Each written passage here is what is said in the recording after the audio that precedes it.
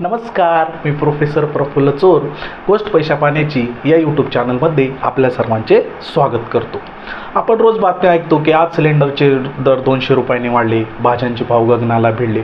म्हणजे गृहिणींचे बजेट हे रोजचे रोज कोलमडत आहे. म्हणजे आपण ज्या वस्तू वापरतो त्याचे दर हे रोजचे रोज वाढत आहेत. तर आजच्या व्हिडिओच्या माध्यमातून आपण महागाई म्हणजे काय आणि या महागाईचा आपल्या गुंतवणुकीवर काय परिणाम होतो तेच पाहणार आहोत. चला तर मग सुरू करूया. सोन्याचे दर हे 1980 साली 1300 रुपये तोळा होते. आज ते 52 ते 53 हजार रुपये तोळा झालेले आहे. त्याचप्रमाणे पेट्रोलचे दर ही 1 लिटर 1980 साली 4 रुपये होते. आज ते पेट्रोल 106 ते 7 रुपये लिटर हे झालेले आहे. म्हणजे आपण ज्या वस्तू वापरतो, साखर, तेल, तूप, पेट्रोल, ऊर्जा, त्याचप्रमाणे वैद्यकीय सेवा, या गोष्टींचे दर हे सतत वाढत चालले आहे. तर महागाई म्हणजे काय हे एका सोप्या उदाहरणातून आपण समजून पाहणार आहोत. उदाहरणार्थ, माझ्याकडे आज 10 रुपये आहेत आणि मी आणि माझा मित्र जर हॉटेलमध्ये गेलो तर 10 रुपयात आम्हाला एकच चहा मिळेल आणि आम्हाला तो 1/2 मध्ये प्यावा लागेल.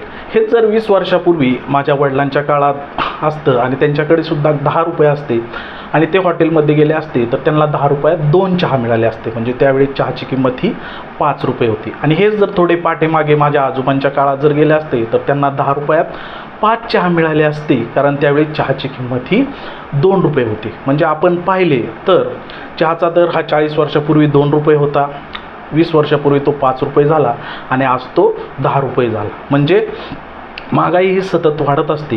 त्याचबरोबर 40 वर्षापूर्वी 10 रुपयात आपल्याला 5 कप चहा मिळत होता, 20 वर्षापूर्वी 10 रुपयात आपल्याला 2 कप चहा मिळतो आणि आज 10 रुपयात आपल्याला एकच कप चहा मिळत आहे. म्हणजे पैशाची व्हॅल्यू ही कमी होत चालते. म्हणजे महागाई वाढते त्याबरोबरच पैशाची व्हॅल्यू ही कमी होत चालते.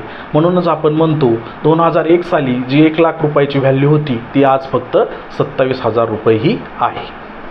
आता आपण पाहू ही महागाई चांगली का वाईट. व्यक्ती टू व्यक्ती याच्यात बदल होऊ शकतो. समजा मी एक शेतकरी आहे आणि आज दुधाचे दर हे 4 रुपयांनी वाढले तर माझ्या खिशात जास्त पैसे येणार आहेत आणि महागाई ही माझ्या दृष्टीने चांगली आहे. पण हे दूध मुंबई पुण्यामध्ये नोकरदार लोक हे घेणार आहेत आणि त्यांना आपल्या खिशातील दुधासाठी जास्तीचे पैसे हे द्यावे लागतील. म्हणजे महागाई ही त्यांच्या दृष्टीने वाईट आहे. मग आपले सरकार काय करते की एखाद्या वस्तूचे दर जास्त वाढूही देत नाही आणि जास्त पडूही देत नाही. उदाहरण घ्यायचे झाल्यास कांद्याचे दर जर जास्त वाढले तर आपले सरकार कांद्याची निर्यात बंदी करते आणि बाहेरच्या देशातून कांदा हे आयात करते आणि त्याचे दर हे स्थिर करते. आता आपण पाहू की या महागाईची कारणे काय आहेत. पहिले कारण आहे डिमांड आणि सप्लाय. म्हणजे उत्पन्न आणि गरज यामध्ये जर तफावत निर्माण झाली तर महागाई ही वाढत असते. उदाहरण घ्यायचे झाल्यास 2-3 महिन्यापूर्वी टोमॅटोचे दर हे 200 रुपये किलोपर्यंत वाढले होते. म्हणजे टोमॅटो उत्पन्न करणाऱ्या शेतकऱ्याकडे काही कारणामुळे टोमॅटोचे उत्पन्न हे कमी झाले, पण गरज तेवढी असल्यामुळे टोमॅटोचे दर हे मोठ्या प्रमाणात वाढले होते. दुसरे उदाहरण घ्यायचे झाल्यास महिंद्रा अँड महिंद्राची थार गाडी सगळ्यांना माहीत आहे. थार गाडी जर आपण घ्यायला गेलो तर त्याला 1 ते 1.5 वर्षाचा वेटिंग पिरियड आहे. म्हणजे या गाडीची मागणी फार मोठ्या प्रमाणात आहे पण कंपनीची उत्पादन क्षमता कमी आहे, त्यामुळे थार गाडीची किंमत ही जास्त आहे. दुसरे महागाईचे कारण म्हणजे जर प्रोडक्शन कॉस्टच वाढली. उदाहरण घ्यायचे झाल्यास माझे एक हॉटेल आहे आणि माझ्या हॉटेलमध्ये वडापाव हा 10 रुपयाला आहे आणि तो वडापाव बनवण्यासाठी मला खर्च 5 रुपये होतो. पण 2-3 महिन्यानंतर असे झाले की मला ज्या गोष्टी लागतात वडापाव बनवण्यासाठी, उदाहरणार्थ बेसन पीठ लागते, तेल लागते, बटाटे लागतात, त्याच्यासाठी पाव लागतात, याची किंमतच मला एका वडापावसाठी 10 रुपये असली तर मला वडापावचे दर हे वाढवावे लागते. मला तो 10 रुपयाचा वडापाव हा 15 रुपयाला विकावा लागेल. तिसरे कारण म्हणजे आपल्या देशाचा महागाई दर हा 6 ते 6.5% आहे. म्हणजे नॅचरली प्रत्येक गोष्टीच्या किमती ह्या दरवर्षी 6 ते 6.5% वाढणार आहेत. म्हणजे आज जी वस्तू 100 रुपयाला आहे मला ती पुढच्या वर्षी 106 रुपयाला मिळणार आहे. ही झाली महागाईची कारणे. आता आपण पाहू की ही महागाई मोजली कशी जाते. आपल्या देशात 2 टर्म वापरल्या जातात. WPI होलसेल प्रोडक्टिव्ह इंडेक्स आणि CPI कंझ्युमर प्रोडक्टिव्ह इंडेक्स, ह्या 2 टर्मचा यूज करून महागाई ही मोजली जाते. आता आपण एक उदाहरण पाहू की माझे एक इलेक्ट्रॉनिक दुकान आहे आणि माझ्याकडे हायर या कंपनीची एजन्सी आहे. मी या कंपनीकडून होलसेल दरात रेफ्रिजरेटर, फॅन, मिक्सर ह्या गोष्टी खरेदी करेल आणि त्याच्यावर ट्रान्सपोर्टेशन कॉस्ट, लेबर कॉस्ट आणि माझे मार्जिन ॲड करून रिटेल दरात ही माझ्या कस्टमरला विकेल. म्हणजे होलसेल प्राईस आणि रिटेल प्राईस या दोघांमध्ये फरक असतो. होलसेल प्राईस ही कमी असते, रिटेल प्राईस ही जास्त असते. तर होलसेल प्राईस ही WPI इंडेक्सनी मोजली जाते आणि रिटेल प्राईस ही CPI इंडेक्सनी मोजली जाते. आता आपण सर्वात महत्त्वाची गोष्ट पाहू की या महागाई आणि आपली गुंतवणूक याचा परस्पर काय संबंध आहे. हे एक उदाहरणाने आपण पाहणार आहोत. ओम, जय आणि जगदीश हे तिघेजण भाऊ आहेत आणि त्यांच्या वडिलांनी तिघांना पण 100 रुपये दिले पेन घेण्यासाठी.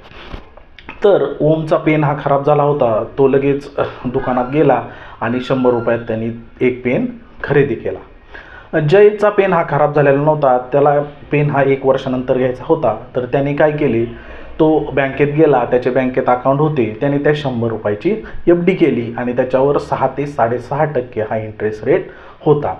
त्यानंतर 1 वर्षानंतर त्याचा पेन खराब झाला. तो बँकेत गेला, त्याला बँकेच्या व्याजदराप्रमाणे त्या 100 रुपयाचे 106 रुपये भेटले. नंतर तो दुकानात गेला, पण दुकानात महागाईच्या दरानुसार त्या 100 रुपयाची पेनची किंमत ही 106 रुपये झाली होती. त्याने दुकानदाराला 106 रुपये दिले आणि तो पण एकच पेन घेऊन आला. म्हणजे 1 वर्षापूर्वी ओमला सुद्धा एकच पेन भेटला आणि जयला सुद्धा आज एकच पेन भेटला. म्हणजे त्याला गुंतवणूक करून परतावा असा काहीच झाला नाही. पण जगदीशने काय केले, जगदीशला पण 1 वर्षानंतर पेन घ्यायचा होता. त्यांनी ते पैसे शेअर मार्केटमध्ये गुंतवले. म्हणजे त्याला थोडेफार शेअर मार्केटचे नॉलेज होते आणि शेअर मार्केटमध्ये आपण 100 रुपयापासून शेअर हा घेऊ शकतो. त्यानंतर 1 वर्षानंतर त्याला चांगला म्हणजे 20% परतावा मिळाला आणि त्याला त्या 100 रुपयाचे 120 रुपये मिळाले. तो दुकानात गेला, दुकानात त्या पेनची किंमत ही 106 रुपये होती, कारण महागाईचा दर हा 6% होता. तर त्याने 106 रुपयात एक पेन घेतला आणि त्याच्याकडे आता 14 रुपये शिल्लक राहिले. त्या 14 रुपयाचे त्याने चॉकलेट विकत घेतली. म्हणजे ओमला एकच पेन भेटला, जयला सुद्धा एकच पेन भेटला, पण जगदीशला पेन आणि त्याच्याबरोबर चॉकलेट भेटले. म्हणजे चॉकलेट हा गुंतवणुकीतील झाला परतावा. म्हणजे या उदाहरणातून आपल्याला असे समजते की जर आपल्याला गुंतवणुकीतून परतावा पाहिजे असेल तर तो आपला महागाई दरापेक्षा जास्त पाहिजे. म्हणजे त्या परताव्याने महागाई दराला बीट केले पाहिजे, तर आणि तरच आपले पैसे हे वाढू शकतात. आजच्या व्हिडिओमध्ये आपण पाहिले महागाई म्हणजे काय, महागाई चांगली की वाईट, महागाईचे कारणे, महागाई कशी मोजतात आणि महागाई आणि आपले गुंतवणूक याच्यामध्ये काय संबंध आहे. आता आपल्याला 2 गोष्टी करायच्या आहेत. हा व्हिडिओ जर आपल्याला आवडला असेल तर त्याला लाईक करा आणि तुम्ही अजून आपल्या चॅनलला सबस्क्राईब केले नसेल तर त्याला सबस्क्राईब करा. धन्यवाद.